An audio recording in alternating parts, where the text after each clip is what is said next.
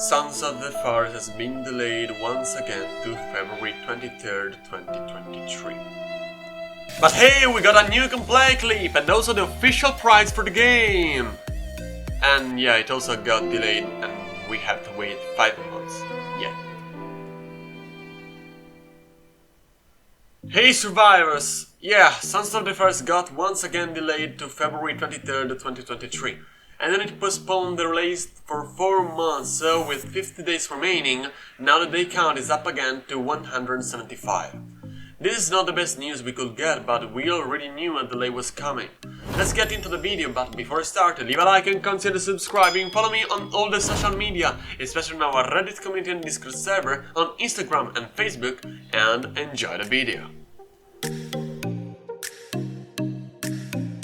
Sons of the Forest has been delayed to February 23rd, 2023, so Anime devs can fully polish the game and deliver the best survival horror experience ever. It's been hard to hear that, but they guarantee this will be the last delay for the game. Now, we can't actually say if this is going to be real or not, but still 170 days are dividing us once again from this incredible game. In a post, Analyst also confirmed once for all the price for the game. It will be priced at $30, a lower price than what me and the fandom expected, as it really looks delicious to the eyes. But as we're still getting delays, then it sounds good. Let's now analyze the gameplay released. The first clip gives us a new look at the laboratory the ending of Sons of the Forest is supposed to be set in. While the creature is not so conscious of our presence, we're holding on the chainsaw, and it already confirmed in Parket's interviews. Differently from the forest, this one is electrically charged, so it will need solar panels to be completely charged and ready to operate. The mutant finger looks darker than in the previous trailers, so it could be a blue version of the standard mutant like in the forest. Stronger, darker, creepier. You can also see on the sofa a brochure very similar to the one in the third trailer. Maybe it will be a clue to understand the story of Sons of the Forest.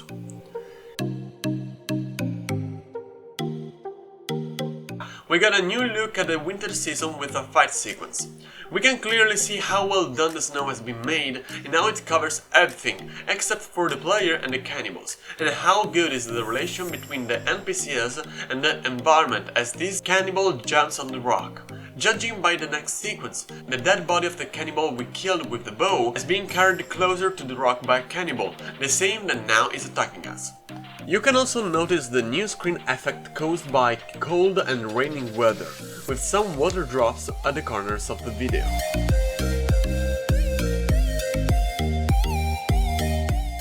As shown in the clip, Sons of the Forest will give more importance to the environment and its uses, as the player is now adopting the natural waterfall to curve down the hill all the logs. That is something funny and very original.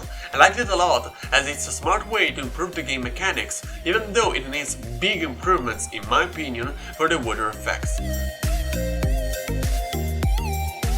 The next clip is fully focused on the multiplayer gameplay, as we see a player fighting the mutant twins. Let's talk about it.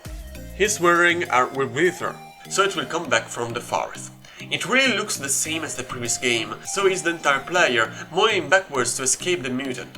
On the left hand, he's holding a recording cam, as it's constantly flashing red.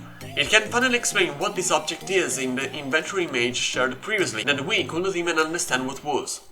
On the other hand, he's holding maybe a Molotov or a phone, even though it's very difficult to say that clearly, as it's so dark and the video is extremely small sized.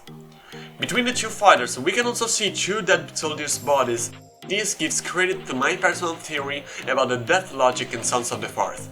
If you missed it, check out this video on my channel. Next to the bodies, we can also see a sort of magazine with some yellow articles, or generally a book, more like the building diary we got in the forest. And maybe that confirms my theory?